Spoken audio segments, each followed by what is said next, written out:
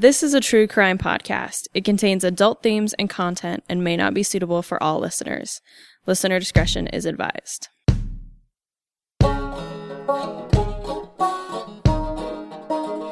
He said, "You know what this is?" I said, "Yeah, it's a razor blade."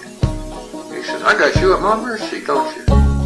And here, they were guards and I was a convict. And that's the way it was. You knew where you were. He says, "I wish you would just learn to behave like ladies." And he said, "If you draw any blood, I'll kill every man in there." So the man dropped the knife and turned to the other men that were with him that he had set loose out of the various cells and said, "Well, he means it. He'll kill us if we don't give up." So they gave up. You do your own number, you do your own time. If you hear something, you keep it within yourself. If you see something, you're blind to it. I don't care if it's a killing or whatever. You just don't see it. Welcome, ladies and gentlemen. Today's a very special episode, and it's mostly special because Skye is face-to-face with me right now in the trenches. I'm back. It feels so good to be back. Woo. It's cold outside, not like in Texas. I've been wandering the grounds, and I miss it here. So I'm so happy to be back. And you're going to stay here forever? Forever, I wish. Oh. I have to go back to in a school. month. But Yeah. obviously I'll keep doing this, and I'll keep coming back. You guys can't get rid of me Sweet. anymore. Yes. You tried for a little bit, and I came back, and I will never leave again. Yeah. All right. Well, just in case, I guess, welcome to Behind Gray Walls. I didn't even introduce the podcast. I'm just so excited Skye's here. This is awesome. My name is Anthony, and of course, we're chatting with Skye, who's going to start the show off today with a great story. I am going to start the show off today. So I am doing number 7121, Barbara Irene Bryson. She is in for grand larceny. She is from Texas, actually. So fits. Yeah. Now Idaho and Texas, they just intermingle with one another in my life forever. And the podcast is no exception. Yes. So sources for my research, I have, of course, her inmate file, of course, Idaho Daily Statesman articles, Ancestry.com. I pulled some information from, I believe it was when I was looking at the town that she was from, u-s-history.com, and then Wikipedia for just little tidbits here and there. Barbara Irene Bryson was born on April 29th, 1926 in La Feria, Texas, to Almond and Margie Bryson. Now, La Feria, it's about half an hour from the U.S.-Mexico border in the sort of the southern tip of Texas that has that little like tail thing. It's sort of right in there. And it's actually in the Gulf of Mexico, sort of in that, because I think there's sort of that little strip of land. Yeah. And she had an older brother who also was named Almond, Allmon. And he was 2 years older. And then she had a younger sister, Billy, who was 4 years younger. So she had, quote, good childhood opportunities. That's from her inmate file. She attended Harlingen High School until she was 17 years old. And she said she had to drop out because she couldn't afford to continue. And so she dropped out of high school and she started working. I think that her father and her mother divorced. And so her mother was on her own, which is why sort of they couldn't afford for her to stay in school. And so in 1943, she moved to Reno, Nevada with her mother. And according to one file in her inmate file, she had graduated from high school in Reno, but she said she never did. But she supposedly graduated high school in Reno and then began working for the railroad. She worked for the railroad for a few months and then took a job at a local telephone company. So 3 years later, in 1946, she is still working for the telephone company, and she meets a man named Blake Goss, and they fall in love. Aww. Typical love story. So in November 1946, Blake persuades Barbara to go to Idaho Falls with him. Idaho Falls, Idaho, obviously. And they get a job at the local nightclub. And so in late 1946, Blake and Barbara are working at a nightclub with just a few miles outside of Idaho Falls. They are posing as a married couple, but they are not married. Blake tends the bar, and Barbara is a cook, and she also serves the food. They're good employees, but they want a little bit more money than they're currently making. Right. Barbara also claims that a doctor had told her to quit working. Usually that has to do with pregnancy is usually why. And so if she quits working, then they're out half a salary and they are going to need some more money. So just keep this in mind. She also said that she wanted to go away. So that's also why they needed money. So she might be pregnant. It just says that the doctor told her to quit working. That's just been my assumption, is that it says she was pregnant. Either like that's why he told her to quit working. Yeah. And then she said that she wanted to go away. And so when you're out half a salary and you want to get out of town, you need some quick cash. Yeah. And so Blake noticed that their employer, who lived outside of the bar in a trailer, he kept a lot of money in that trailer. In fact, he kept about $12,700 in small bills in his trailer. And so, on December 2nd, 1946, Blake breaks into the trailer and steals about $10,000. Both Blake and Barbara say it was about $10,000. The authorities claim it was all $12,000, but most newspaper articles also claim it was only about $10,000. Regardless, that's no chump change. Like I'd take $10,000. Yeah, you could go away with that. I could get out of town for a little bit. And so, do you want to take a guess how much $10,000 in 1946 is in today's money? I'm terrible at this. We'll say $39,000. It's a bit more. You want to try one more time? $100,000. It is $131,000 in 2019. Oh my god! So again, this is no chump change. Wow. I still would take $10,000 in 2019 money, but I would especially take $10,000 in 1946 money. So they've got essentially $131,000 at their disposal. So they catch a taxi from Idaho Falls to Pocatello, which that's a decent taxi ride. Yeah. But they got the money to pay for it, so why not? Why didn't they just buy a car? Probably because they don't want to be traced, would be my guess. Probably, would make sense. So they catch a taxi from Idaho Falls to Pocatello. They take a train from Pocatello to Cheyenne, Wyoming. Then they take a plane from Cheyenne to Chicago. Oh, my gosh.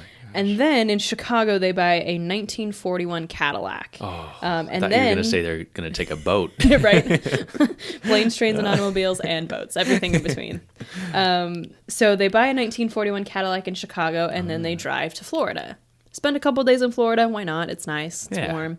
Because this is December. It's so Florida's warm. Much warmer than it is out here. Yeah. And then 10 days later, they drive back into Texas. So now they are in Kingsville, Texas, which is south of San Antonio in the southern part of Texas. So Blake starts acting kind of weird. He starts to get a little bit temperamental, maybe a little bit violent. Barbara actually never says that he gets violent. She just says he starts acting kind of weird, and she decides maybe I shouldn't be hanging out with him. The authorities are the ones who claim that he gets really violent. And so Barbara, supposedly afraid for her life, but also just like, my fake husband is acting really weird and scary. Yeah. And we've done, like, she kind of recognizes that they have done something wrong. She calls the authorities in Idaho and turns them in. Oh. Once they bring the couple back, the authorities learn that in their 30-day spending spree, because this is in early part of 47. So it's been about 30 days. In their 30-day spending spree, they bought 2 cars, a trailer, jewelry, clothing, and when they got back to the prison, they had less than $200 left. Oh my god! Of that $10,000, or in today's money, about $2,000. Wow! So they essentially spent $129,000 in 30 days. That's a spending spree. That is a spree. Yeah. Was it worth it? It seems perhaps not. Perhaps never. No. It's never worth it. One article said that all they had left was $92. And then Blake actually claimed that the $200 that they had left wasn't even part of the money that they stole. So that actually makes it worse for him. I stole that $200 from this guy. Yeah. Yeah. So we don't know how true that is, but regardless, they spent a lot of money in 30 days. Wow. And so Deputy Warden Paris O'Neil says that with as much money as they spent in the amount of time they spent it, they would have spent more than $1,500 per week, or $17,000. I don't even know what I would buy with $17,000 in a week. Like, no purchase I have to make is ever that big. I have never had that much money. I don't even know what that even means. I know. Like, wow. That's a lot of money. So they just had a good time. When they were arrested and brought back to Idaho Falls from Kingsville, Texas, they actually used the names Barbara and Blake Mulcahy. So they were kind of running under aliases, which is why I think unless Barbara had turned them in, they never would have been found. Yeah. Especially because as far as I could tell, they never actually got married. They were only ever just posing as a married couple. Jeez. So they are now in Idaho Falls, Idaho. So here's a little bit of Idaho Falls history. So it's in eastern Idaho. It's north of Pocatello. It's not too far from the Wyoming border, and it's built right along the Snake River. Just as with most of the cities of Idaho, it was occupied by Native Americans. In this case, it was the Shoshone-Bannock before white settlers. And then in 1864, this is the year of the first significant white development. A man named Harry Ricketts built and operated a ferry across the Snake River. Harry Ricketts. I like the name. Harry Ricketts. Hopefully he didn't have rickets. That would be lame. So the ferry is very helpful for westward migration on the Montana Trail. So lots of people passing through. And soon after, a freighter named Matt Taylor built a toll bridge 7 miles downstream from the ferry crossing. And so with this crossing and this bridge, the area starts to build up. And it is first known as Taylor's Crossing, named after Matt Taylor. By 1866, the area is known as Eagle Rock, named after a nearby basalt island where 20 eagles had nested. Wow. So it used to be called Eagle Rock. Interesting. Which is kind of fun. Then in the late 1870s, the Utah and Northern Railway actually built a railroad up through Eagle Rock, and that railway crossed the Snake River. And once the railway is in, then settlers began homesteading the area, and most were actually from Utah with their families. Yeah. And actually, Idaho Falls still has a fairly large LDS population, probably stemming from this early migration. So in 1887, the Oregon Short Line builds through Eagle Rock, and there's actually a large railroad worker strike, and that causes most of the railroad yards to actually move south to Pocatello because they don't want to have to deal with this big strike in Idaho Falls. That caused, obviously, an immediate drop in population and actually almost killed the town, just emptied it. So in 1891... what's basically left of the people realized that they need to get more people here or else this place is going to die. So in 1891, there is an attempt to attract farmers. And so marketers convinced town leaders to change the name of the town to Idaho Falls. It referenced the rapids below Taylor's Bridge, and it also it seems picturesque. You know, Idaho Falls seems like it would be really lovely. Also, I think Idaho Falls intimates that there's the river nearby. So if you need to irrigate, then you can do that really easily. Right. Irrigators began diverting water into the area, which then caused agriculture to boom, and it saved the town. Nice. So that this attempt by the leaders of the town, it works, which is good. So then we are going to skip about 50 years. In 1949, a new thing called the National Reactor Testing Site is founded in Idaho Falls by the Atomic Energy Commission. Yeah. And it is used to test various kinds of nuclear reacting. In fact, 52 nuclear reactors were built out on the site. So... On July 17th, 1955, this is kind of cool, the testing site flipped a switch and the nearby town of Arco became the first city powered by nuclear energy. And this information I got actually from that U-S history, because it was actually, this was more about sort of the nuclear testing site than Idaho Falls itself. But is it still active to you? Or are you getting to that? It is, yes. So after Arco became the first city powered by nuclear energy, in 1961, there was the only fatal nuclear reactor incident. That was January 3rd, and 3 men were killed after a nuclear malfunction. And this article on that U-S history actually gets into the details of like what reactor thing went wrong, and it was very sciencey, and I couldn't understand it. Right. But basically there was a piece that like flew straight into a guy, and that killed him immediately, and couple other guys, like one guy I think got like, this might be a little bit graphic, so if you don't want to hear it, maybe skip ahead a couple little 30 seconds, but I think it like shot him up into the roof and like held him there. It was pretty gnarly. Wow. So yeah, this was not like oh, they died because of exposure. It was like violent. Yeah. So interesting piece of Idaho history for sure. That definitely. we are the ones that had a failure like this. Yeah. So that was January 3rd, 1961, but that was the only one. So they sort of worked out the kinks, or at least haven't had anything go wrong since then. Knock on wood. Ooh. We've got lots of wood around here. So now the site is known as the Idaho National Laboratory, and it is operated by the U.S. Department of Energy. So it is still active. Again, I'm not a scientist, and so I don't know how much is still nuclear, if they're doing other testing out there. I'm not sure. Probably the residents of Idaho Falls would know more about that. Yeah. So if you guys are interested, want to send us an email letting us know sort of what goes on out there, if you're even allowed to talk about it. Yeah. Let us know. So the population in 2010 of Idaho Falls was 56,813, and then the 2018 estimate is about 61,535. So it's growing. 5,000. Yeah, it's not a small town really by any means. So that is Idaho Falls. So back to Barbara. So she enters the Idaho State Penitentiary after her arrest and charged with grand larceny on February 24th, 1947, on a 1 to 14 year sentence. So her statistics, she pled guilty when she came in, 1 to 14 years. She was from Bonneville County, received February 24th, 1947. She was 20 years old, born in Texas. Her occupation was an office worker, which is interesting because she actually was a waitress, but, you know, probably is more respectable to be an office worker. And when she worked in the railroad and that's true. Was it the power or telephone? It was the telephone company. So maybe she was just referencing like when I was I waitressed myself, so it's not a below, but I think if she's trying to go for, you know, respectability, that she's going to go for that office later worker. Looking at work history. But again, there's nothing wrong with being a waitress. We need them. We were talking actually at lunch today that food service is not an easy job, and it deserves far more respect than it gets. Yeah. So she was 5 feet 7 inches tall, about 113 pounds. So she's tall and thin, medium complexion, brown hair, and brown eyes. And unfortunately, like, the women don't often have Bertillons, which is interesting.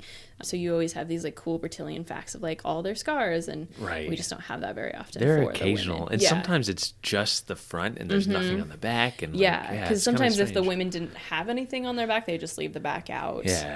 So I mean, we'll get in. I think I've done like Daisy, had some, and couple so tattoos, there's a few, but Barbara, unfortunately, all we have are those statistics.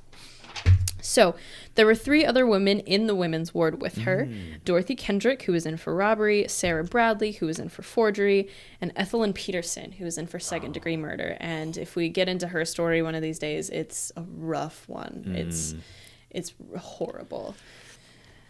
I said 3. There was actually 4, because I think I didn't count Ethelyn Peterson for some reason. But there was also, so there were 4 other women in with her. Another one, her name was Dorothy Randolph, and she was also in for grand larceny. Is she from Texas? She is, I think, if I remember correctly. She's got like the the funny face, face, a little smiley, and like I think her hair is in sort of the weird like curls on the top of her head. Yeah, some of the hairdos this season have been good. Cora Stanfield. We're still debating if that's Cora's hair or if that's a hat. I still stand by. I think it's her hair. Shout out to my cousin Kyle. Thanks for listening. So on her entry, Barbara admits that she is 3 months pregnant. Wow, yeah. So when she wanted to leave town and her doctor told her to take a rest, it is because she was actually pregnant. That makes sense. So she says that she knew that Blake was married, actually, when she was with him, and that's why they didn't get married.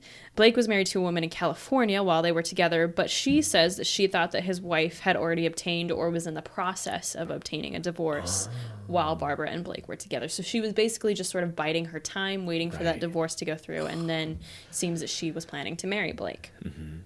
And Warden Clapp says that he was assured that Blake's wife had indeed filed for divorce, but it was not finalized yet.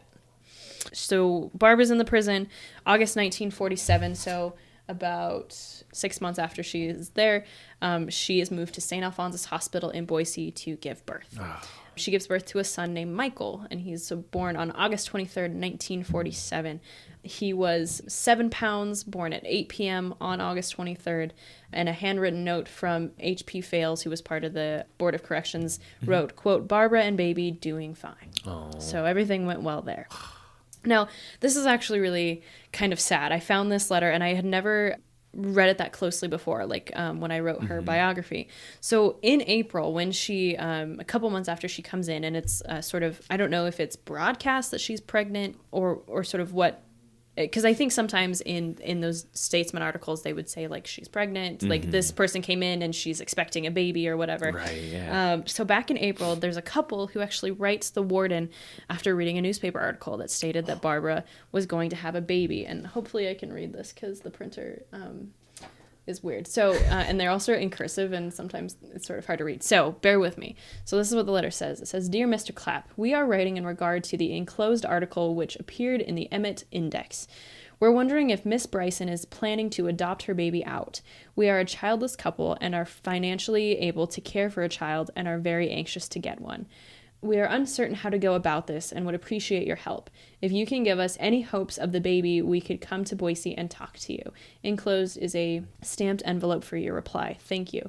Mr. and Mrs. George Garrett." Oh. And they're from Emmett. Wow. So the couple are likely George and Flora Garrett, who married in 1945. And they were pretty, I think both were from prominent families because their marriage announcements were sort of all over the newspapers.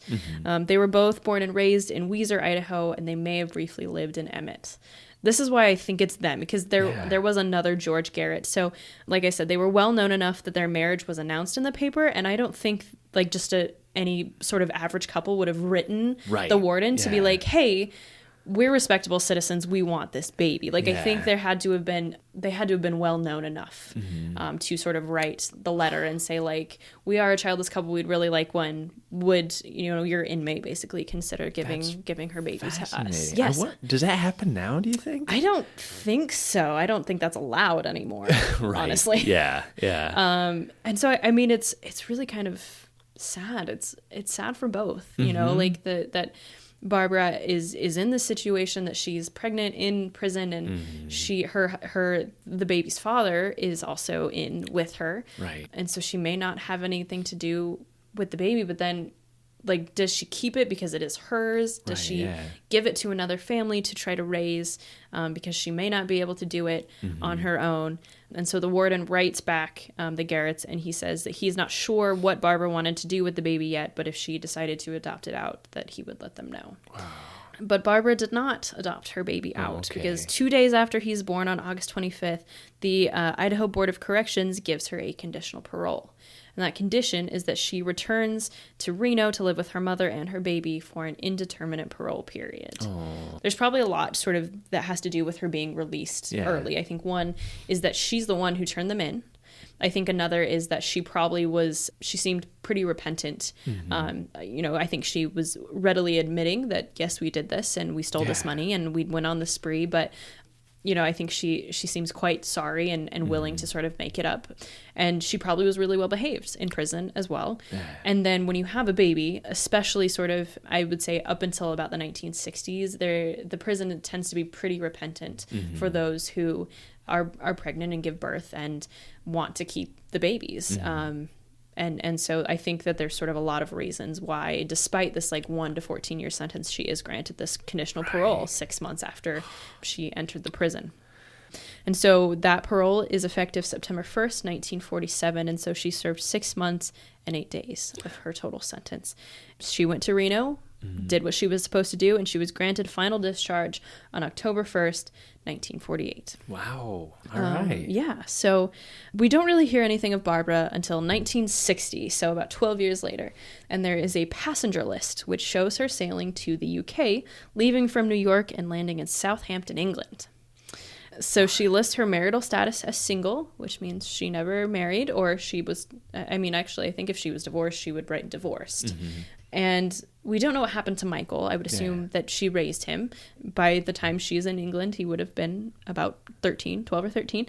So on this register that I found, there's a column that says like reason for visiting, and it just says V.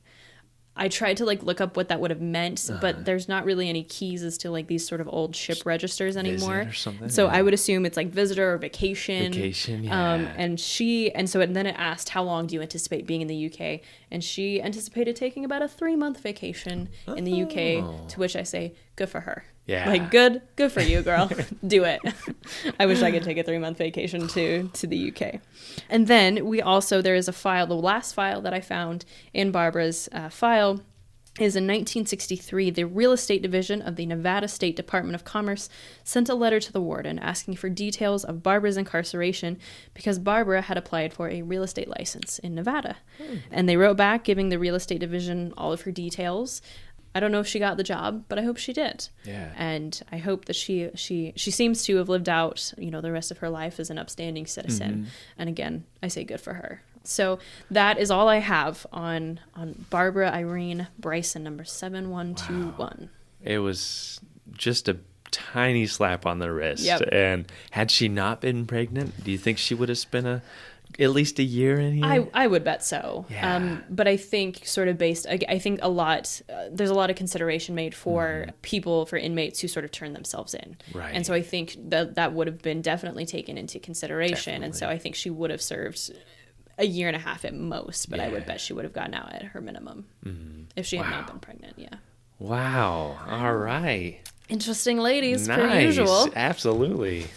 Wow, that is a lot. I'm still blown away. Is that the most money stolen that we've come across, or has there been more? I think. Well, so I guess inflation. there's some embezzlement. That's an insane amount of money as well. Hopper. Oh, yeah. Yes. Oh, that's a good one. She's stealing a lot of money.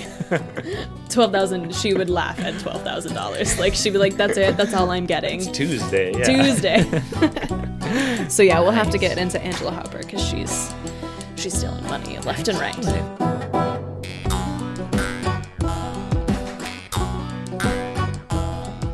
If you like the podcast, please consider making a donation.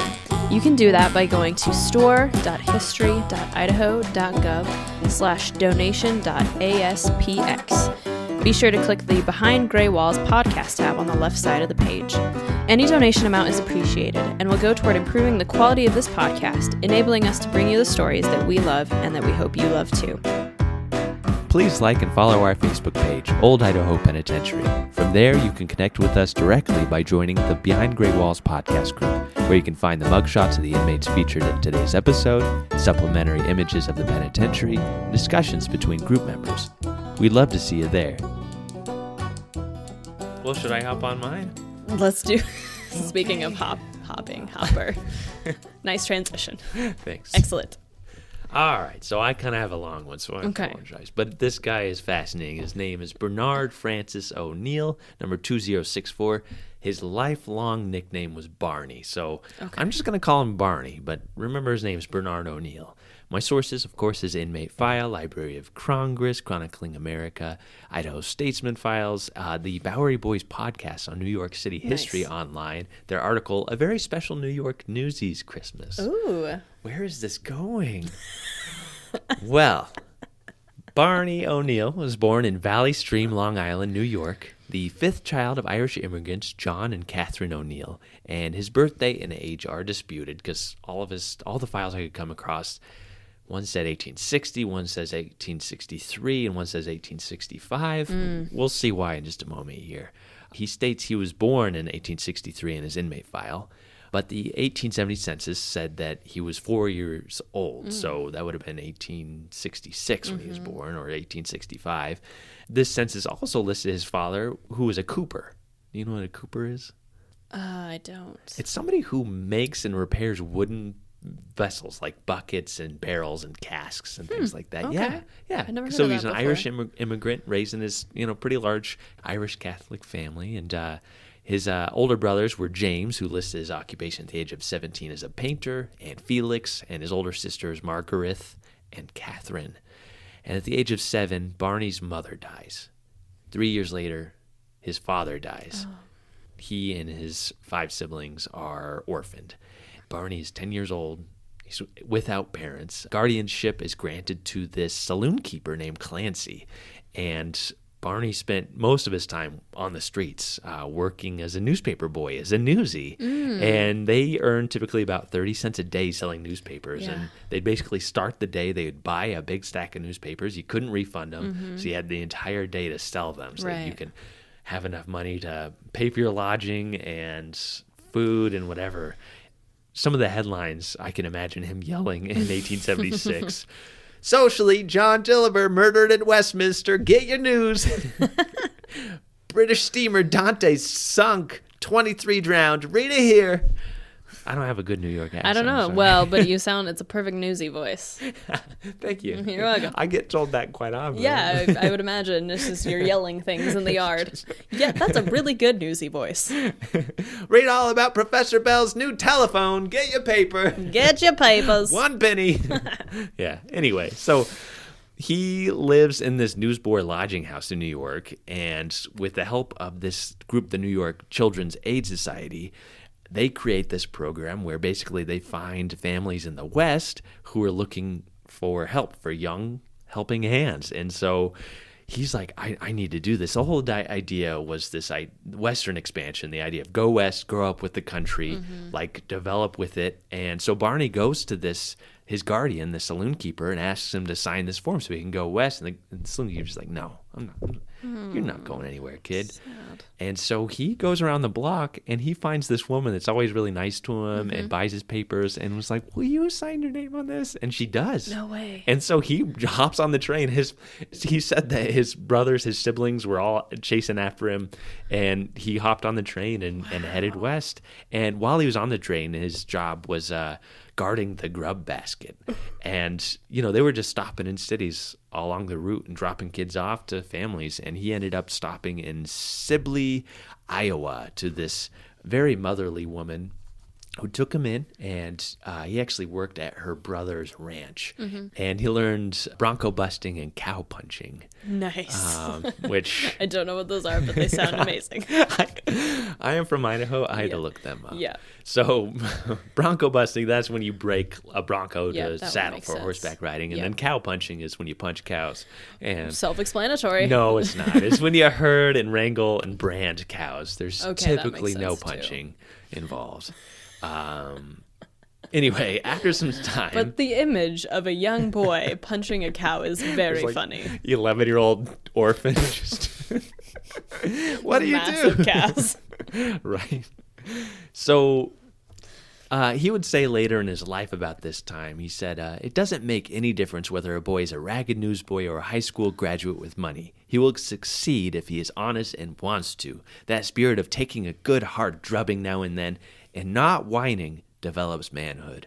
Oh, what an American dream. Right? That's it. The boy who can smile at hard luck is built of the material that succeeds.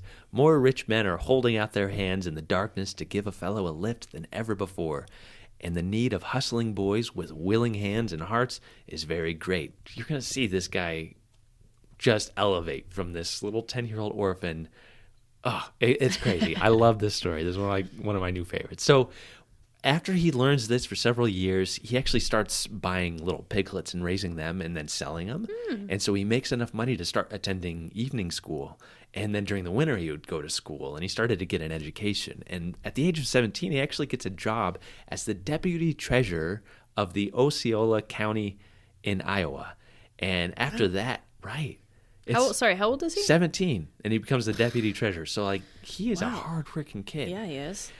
From there, he moves to Nebraska, and he becomes the assistant cashier in this Nebraskan bank, and he starts investing in all these different farms. He starts to learn how to invest, and he invests in several different farms at a time so that they do some profit-sharing business, and he starts building his own bank account. And in 1888, he meets a woman named Ada Winters. She's 23. He's 25 years old. Okay. I found an article from the Omaha Daily Bee describing a concert held in Assembly Grounds in Long Pine with Ada Winter as being one of the most prominent among the singers and a graduate of a musical college in Chicago. Cool. And the Bee noted that their wedding was crowded with invited guests, and the event proved the grandest one of the season. So he's marrying up into this rich socialite family. The bride, Ada, was handsomely dressed in India silk with tulle trimmings and wore an elaborate bouquet of natural roses. The reception occurred at the residence of the bride's father, Mr. T. Winter. The groom is the cashier of the Long Pine Exchange Bank and is an excellent young man. The bride stands high socially, and at present, her father is a candidate for the legislature. Wow. So he is I am afraid of what is happening, how he ends up here, because he's in a good spot right now. It gets better. So they have a son named Arthur 2 years later, and the next place I could find him was in 1898, living up in Wallace and Coeur d'Alene, North Idaho. Mm-hmm. The newspaper article just says that he was with a friend on a fishing and camping expedition in Coeur d'Alene. You know, we've discussed like the mass influx of mining into North Idaho in the 1880s and the construction of railroads and how that kind of led to all these cities being developed up there. And then the timber industry blows up. And then there are mining disasters in the 1890s, which lead to mining unions and then strikes and all these things that we're going to hit on huge with Harry Orchard. Right. Eventually. Probably not this season. I'm sorry, guys. It's so much work. It's a lot of work. It appears that he just got into the mining industry and started to invest into all these different mines. And he actually led to the construction of this railroad up in North Idaho that was about 36 miles long and went from mine to mine. Okay. And so he started to figure out all the utilities necessary to bring in the wealth. Okay. And then he starts to invest in the Wallace State Bank of Commerce. And in 1902, he becomes the senator of Shoshone County in the Idaho legislature. So he's starting to develop his wealth. He's investing in all these banks. Now he's a full-time banker. And he's so his wife and son are with him, right? Yes. Okay. Yeah. His first few bills that he introduces as an Idaho legislator are for the taxation of mining properties based on their net production and granting permission to physicians and surgeons to give testimony in civil actions where damages are sought for personal injury. In 1903, as the director of the Idaho River Improvement Company in Wallace, he's put in charge of constructing all these sawmills throughout the timberlands of North Idaho. And the company, with all these wealthy investors, reported being worth $1 million. It's like 1903. Yeah. And he wanted to open the reserve lands of the Coeur d'Alene Indian Reservation for timber companies. This ultimately would fail during his time. But in 1904, he's actually sent to the old Fort Sherman Military Reserve in Coeur d'Alene to divide up the tracts and say what they are worth.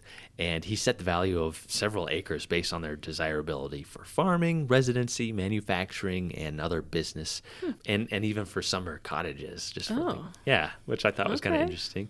The land it's now the site of the North Idaho College, which established in 1933 during the Great Depression as Coeur d'Alene, and it was originally called the Coeur d'Alene Junior College. During the summer of 1904, he selected as the Moscow Republican Convention to serve as a Central Committee member for Shoshone County. Okay, I just don't understand how this is going to nosedive so hard because he is upstanding of upstanding citizens. Yes. Yeah. So he uses political prowess and growing wealth to invest in several banks. He invested $30,000 to establish the State Bank of Montpelier in 1904.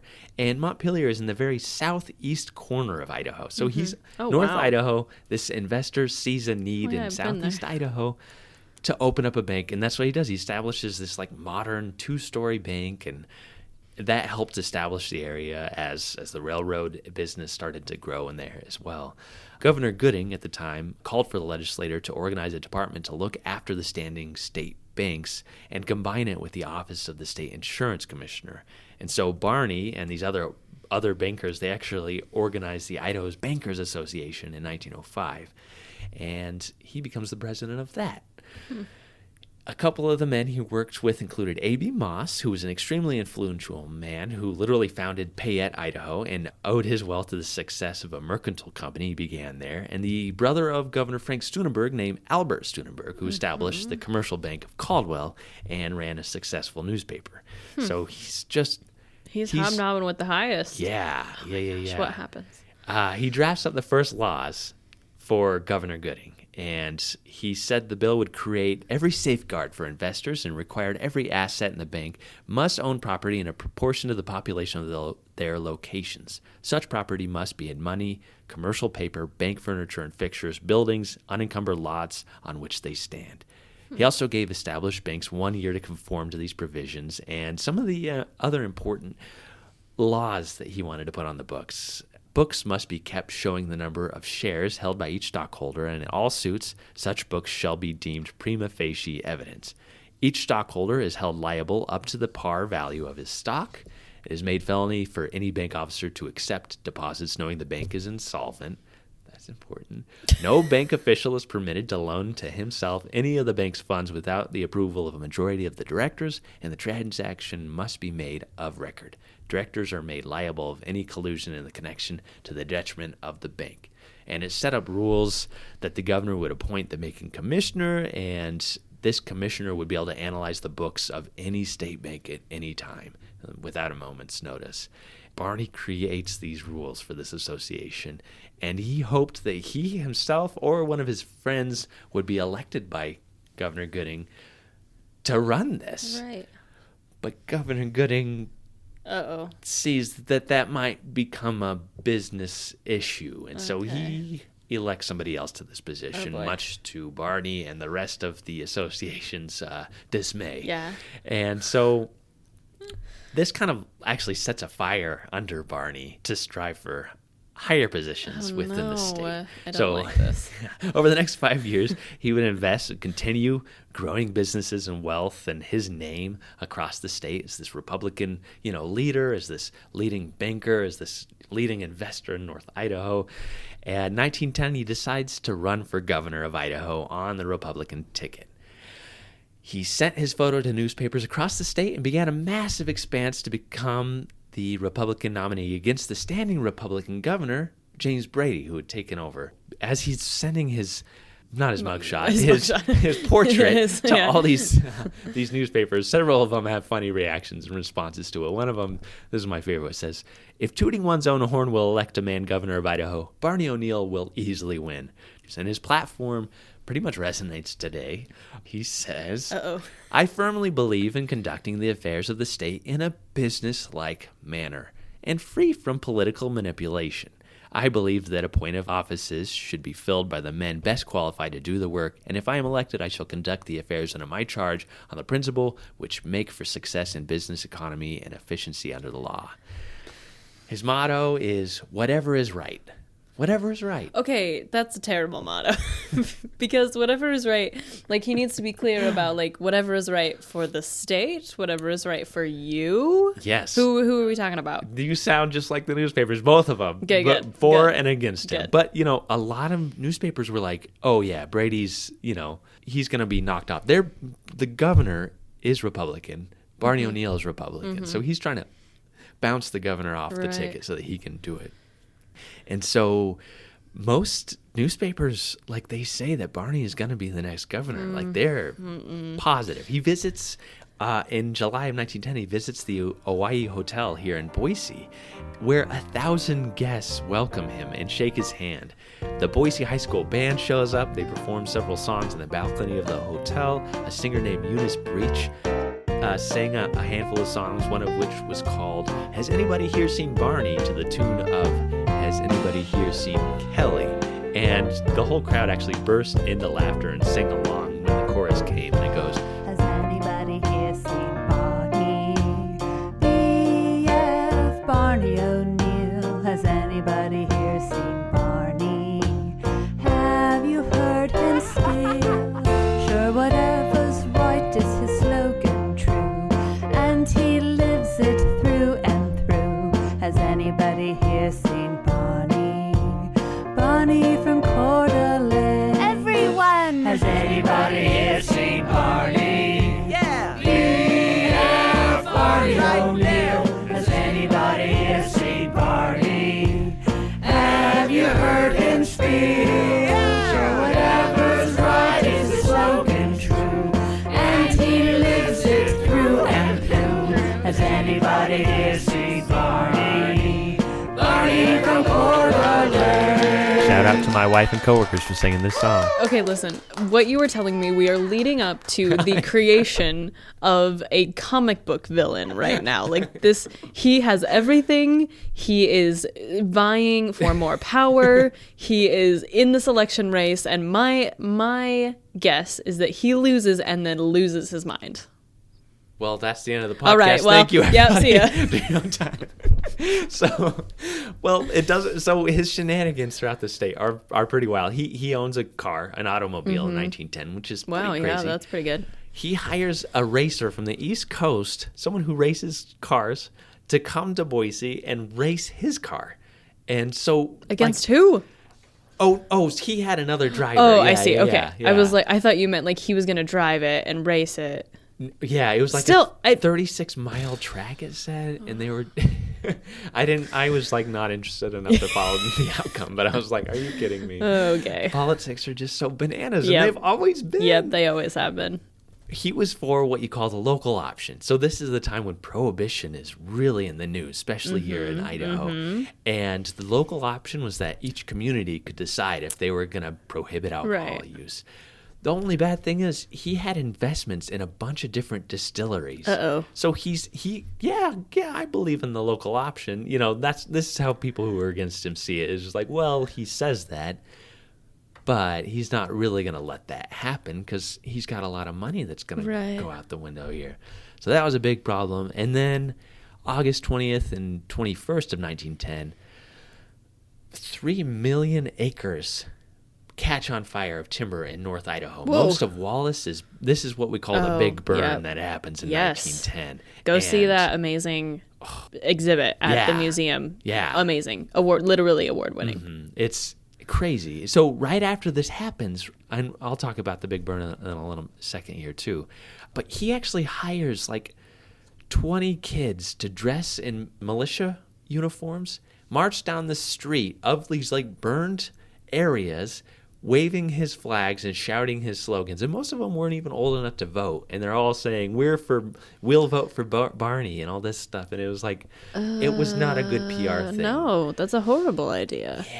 Yeah. So for those of you who couldn't have guessed it, he is unsuccessful in the primaries against Brady and loses to Brady. And he actually divides the Republican Party and turns most of the state off to the Republican Party. And so they actually elect Democrat James Hawley that year. Oh, yeah. goodness. Yes, ladies and gentlemen, we now have a new villain, new comic book villain. Yeah. So he actually goes to New York. There are all these articles talking about his childhood as an orphan and him raising himself up in the West and all this stuff. He goes to this old newsboy lodging house and spends the night and talks to the kids and tries to encourage them to get an education and do all this stuff. And while he's there, this is when that big burn happens. Okay. And so it's massive. Washington, Idaho, Montana, and British Columbia are burned. About a sixth of Idaho's forests are consumed in this fire. Most of Wallace, which he had helped develop, was destroyed. And I read this one article that said that enough timber was burned to fill a freight train 2,400 miles long. Enough wood to build 800,000 houses was burned. Oof. It was huge. Yeah. So if you're interested in the Big Burn, there's a book by Timothy Egan called The Big Burn, and it's fascinating. That actually sounds really cool. Yeah, this last summer when I went up to Wallace, we listened to it on audiobook on the drive up, which was fascinating. And there's so many good heroes. Like if you really want a good, like, wow, man, that guy gave his life to save these people. It's a great one. So May 1911, Barney would be destitute. He had lost a massive fortune in his bid to run for governor. He had invested in a Carnegie Trust Company when he went back to New York, which had failed when the Carnegies refused to allow their name in the operation. Oh, dear. He invested in the Spokane Inland Herald newspaper during his governor race, which also failed. And I think he had there was $600,000 sunk into this newspaper.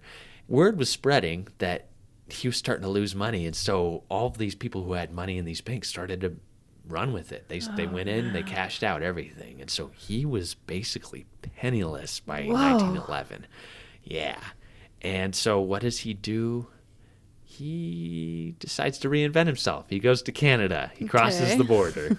And they go to Vancouver, which we talked about. And that's where I went on my mini-moon. Yes. And he quickly found a position with a trust company. So he's working there, and not long into his new career, he's arrested when extradition papers arrive to bring Barney home. And the charge, which is over 200 pages long, recounts several crimes.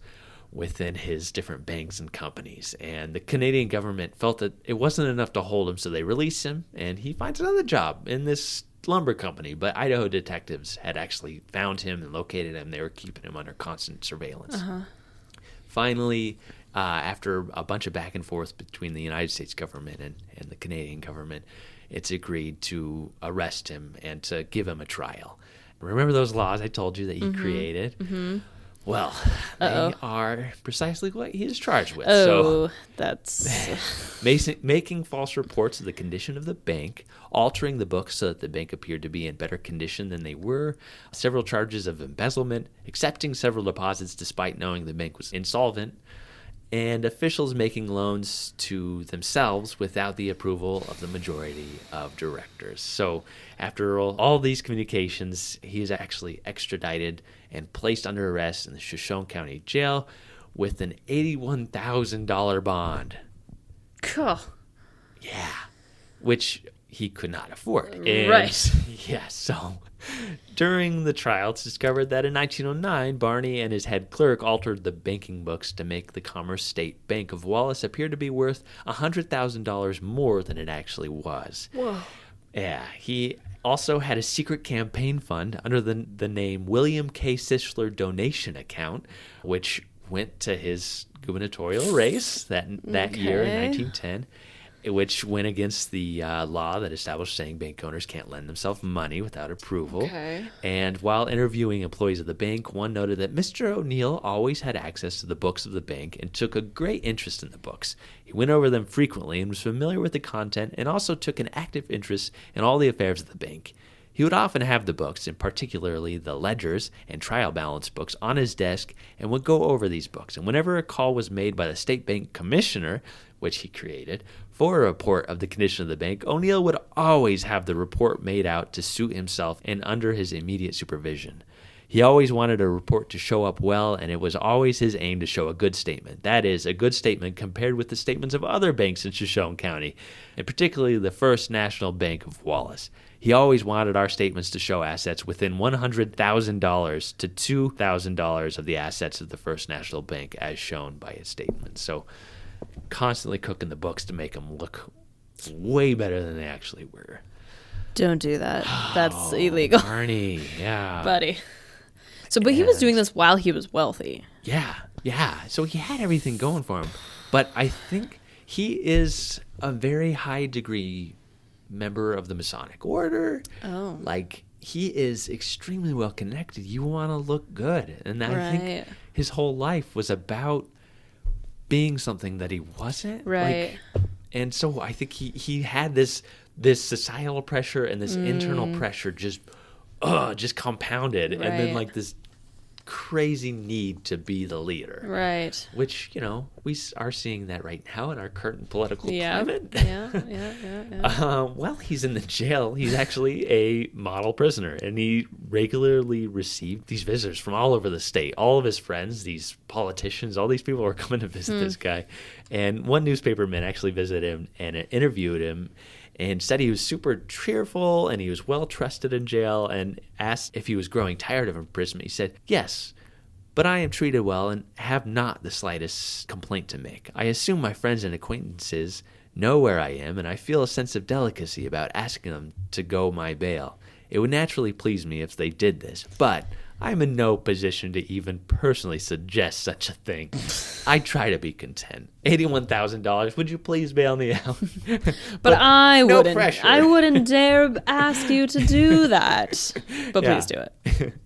And there were actually a bunch of musicians locked up in the jail with him. So this newspaperman said that people were like listening to them sing songs together every night. And at one time, there was this lumberman who was just super irate one morning. He was getting into an argument with this other guy, and he actually picked up this heavy jar and hucked it.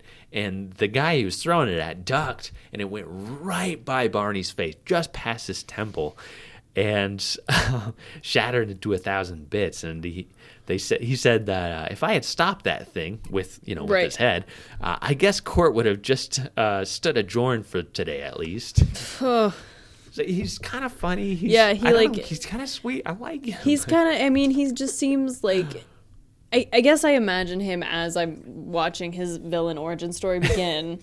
I guess I'm just seeing him like really wanting sort of this wealth, but I guess I think what he's realizing now is like he did do something wrong, but he's also willing to sort of like make a joke about it and be like, "Aren't I dumb?" Like, I guess I'm like seeing him less as a villain. That's the thing, is that when I started his story, I was like, "Oh man, this is gonna be a banker. I'm gonna hate this guy." I like him. I like him a lot. Okay. And his first trial, he's tried for issuing false statements, and it leads to a hung jury. Like they just cannot get him.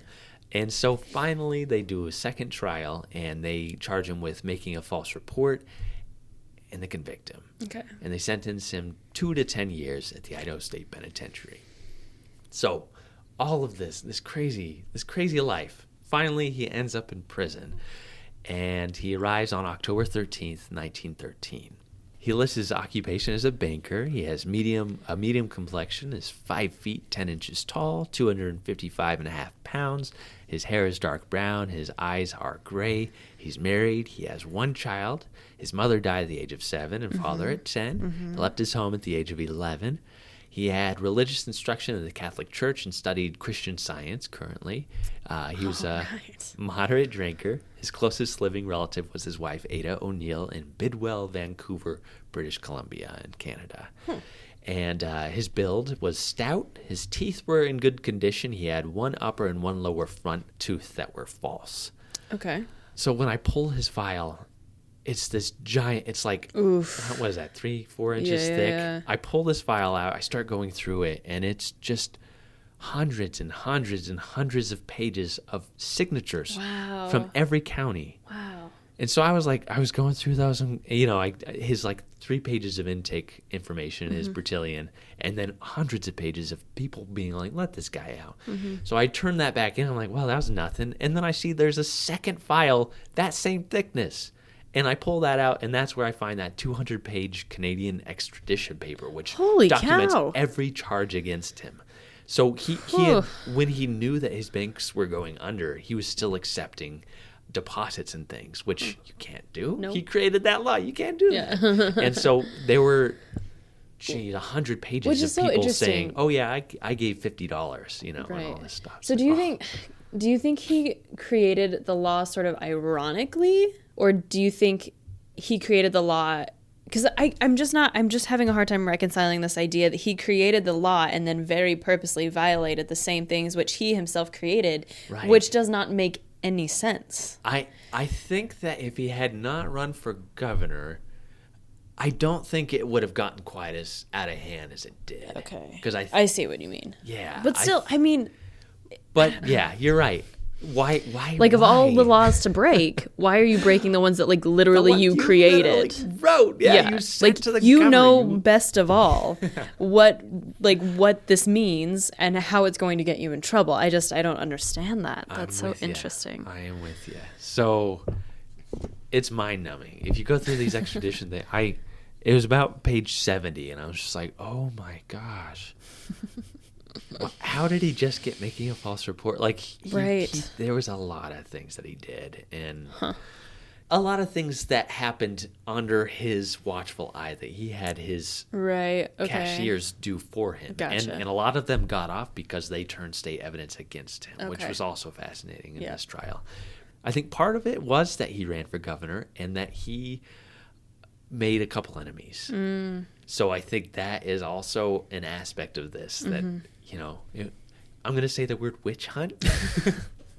Ding, ding, ding. We have a keyword, ladies and gentlemen. But sure enough, there were things that he was doing that were corrupt, and it was enough to send him to prison. So. That's not a witch hunt, Anthony. That's called, arresting someone for something they did. Yeah, it is. It is. So he's well-liked. He's well-behaved in prison, of course. Everybody loves this guy. And there's, other than, like, the political things, like, it seems like everywhere he went, he had friends. Right. And he just knew people, and I mean, you can make friends through corrupt politics, but I mean, as the saying goes, you catch more flies with honey than with vinegar. But that I saw someone that made this point that was like, but the idea is that you're still catching flies. Right. But basically what I mean by that is like, you're going to make a lot more solid friends who are actually going to help you in a jam if you are like genuinely kind and nice to them and are friends with them. Totally. Yeah. Well, this is his prison sentence. So he's first given the job as janitor. Mm-hmm. He helped with all the religious services because he was a devout man. It was written that he pretty much helped wherever he could. He would do anything, and people would ask him, he would do anything. He's put in charge of taking care of and training 11-year-old inmate James Whitaker, who was in from Fremont County for murdering his own mother. Yep. Yes. Yep. So this little Jimmy is 11, and he's kind of an orphan. He's in prison in Boise, Idaho, and he's got a 50-year sentence. And he becomes cellmates with Barney O'Neil. And Barney taught him patience, hard work, how to socialize with others, and how to be responsible and respectful to everybody. And this Boise teacher was actually visiting and helping with Jimmy's training, and she stated, "I believe that Mr. O'Neil is doing more for that boy than any other person could do, outside of the physician and dentist, because he had really terrible teeth.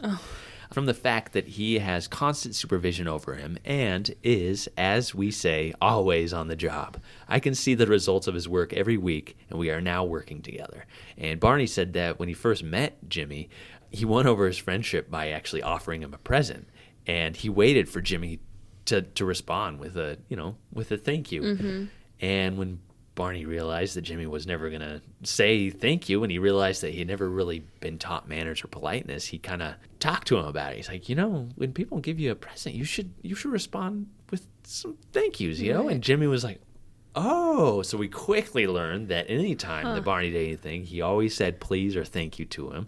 And not long after that, this Boise teacher, she actually brought Jimmy a baseball mitt. And she was super pleased to hear Jimmy pretty much freak out saying, thank you, thank you, thank you. And then he opened up another box and there was a baseball in it. And cute. She just said he went over the top with his thank yous. It was a little too much, but sure, he's learning. So I mean, I think you'd rather say thank you too much than too little. Yeah. And Barney would go out to the baseball field with him. And when Jimmy was playing, if he would lose his temper, Barney would come over to him and say, nobody can play baseball, loses his temper. And there's no crying in baseball. There's no crying in baseball. And Jimmy, usually would just freak out and they'd have to drag him back to his cell. But with Barney there, he started to realize, okay. And then he would go back out in the field. So Barney really changed this little boy. Wow, that's amazing. Yeah. At one point, Jimmy was in the cell eating these oranges. He had 3 of them. Mm-hmm. And Barney walked in, and he's like, you know what, Jimmy, I'm hurt. And Jimmy's like, what do you mean? You didn't offer me an orange. Well, I didn't think you'd want one, but you didn't even ask. And so Barney's like, I'm really hurt. And so Jimmy's like, well, here, have one. He's like, well, now I don't want one. And so later, they were out in the prison yard, and Barney was just standing there, and Jimmy ran over to him. He's like, here, I want you to have a piece of gum. And so Barney took the piece of gum, and he's like, thank you so much, Jimmy. And he ate it. And then he's like, here, take a second one. And he's like, no, I'm okay. He's like, no, take a second one. He's like, no, I'm fine, thank you. So it's like this kind of cute thing. That he becomes this mentor, this orphan boy who's seen it and done it all. Mm-hmm. So the governor sees this. And on Christmas Eve, 1914, Governor Haynes visits the prison and releases Barney O'Neil. Wow. So this former orphan, banker, investor, politician, gubernatorial candidate turned trusty prisoner is released. And actually, he spends the night Christmas Eve in the prison because he didn't have a place to go. Right. And then Christmas Day, he goes to Nampa, eats dinner with a good family friend, and then he headed up north. And the governor said this in the newspaper. He said, whatever this man's offense has been, it seems to me that he has suffered his Gethsemane. He has traveled the road of Golgotha, and he has paid the uttermost farthing. This is the time of year when we should try to forget the meanness in our natures and do justice, and I have no hesitancy in saying that justice demands the release of this man. And that's pretty much why I chose this story, because it's Christmas tomorrow. It's Christmas. Merry Christmas, everybody. Yay. And I hope you all have really nice times with your family, and you let go of your meanness, and Listen, that deserves a movie. right? His story's not even over. So he goes back up to Canada, where his son is working in the fishing industry. The family then moves to Seattle, and Barney becomes the president of this group called the Pacific Salmon Company. So he runs this like shipping and fishing in Seattle. Like my favorite thing were all these advertisements to send Christmas fish to your family.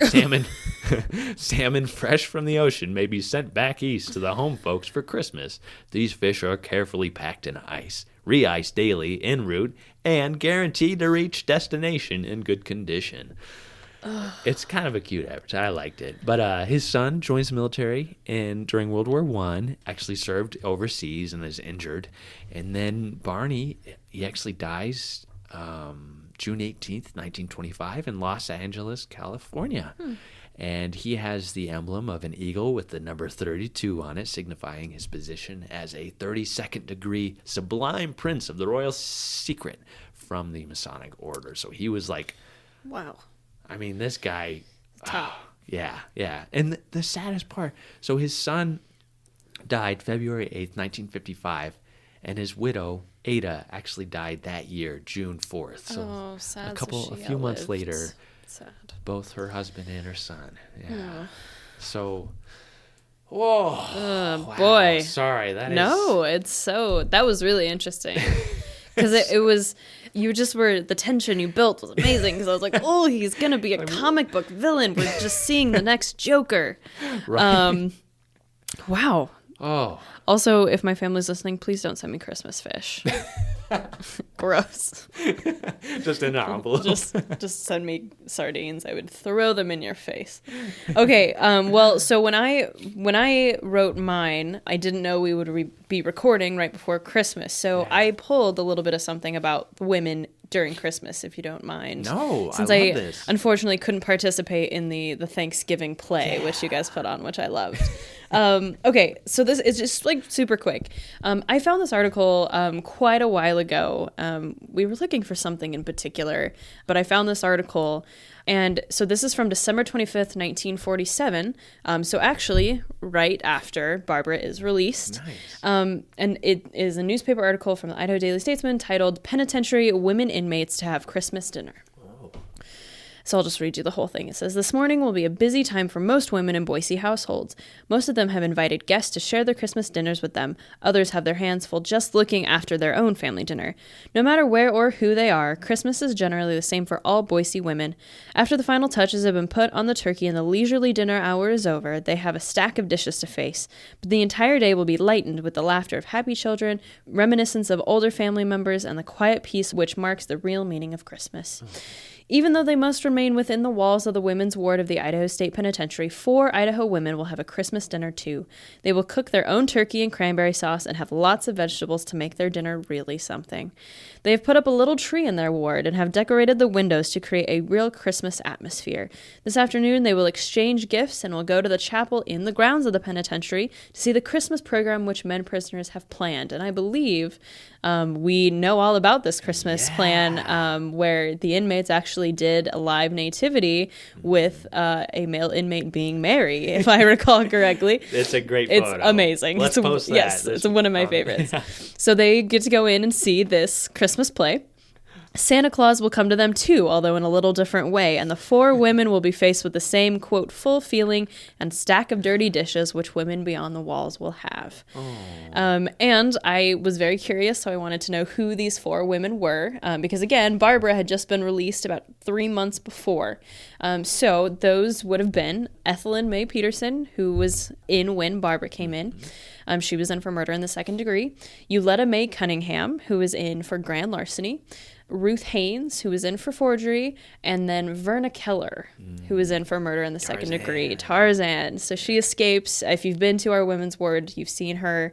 So it's a small little article, but it's kind of a nice little reminder that, you know, these inmates are people too, and they have Christmas traditions that they're going to miss just as much as any of the rest of us are. And so, so 72 years ago, right outside the walls that we're in right now, these women were making turkey and cranberry sauce and opening their own presents. Yeah. And so just a nice little Christmas touch for our ladies. Yeah. Oh. So, yeah, Merry Christmas to everyone. Yeah, Tomorrow, Merry Christmas. Happy Christmas Eve. Stay out of trouble. Don't create laws and break them yourselves. Oh my Don't steal gosh. $12,000. Serious. Just open your presents, leave cookies out for Santa Claus. You know, all the normal Christmas things. Yeah. Yeah. All right. Well, yeah, everybody have a nice Christmas, and thank you for listening all the way Yep. through. Sorry my story is so long today. But so interesting. Oh, all right, everybody. Do your own time. Do your own number. See you next week.